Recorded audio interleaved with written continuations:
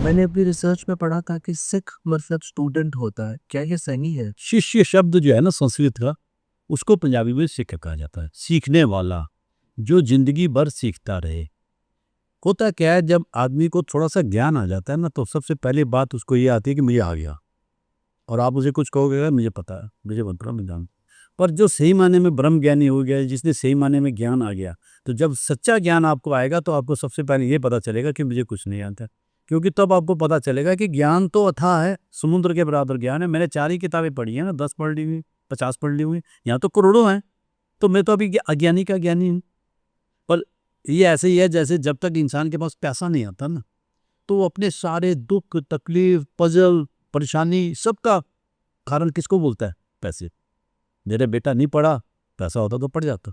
मेरी लड़की की शादी नहीं हुई, पैसा होता तो हो जाती। मेरी बीवी बीमारी से मर गई, पैसा होता तो बच जाती। ये सारा वो सारी ज़िंदगी सोचता रहता है और पैसे को दोषी बम समझ के वो अपने आप को संतुष्टि दे देता है। ये भ्रम उसका उस दिन टूटता है जिस दिन उसके पास पैसा आ जाता है।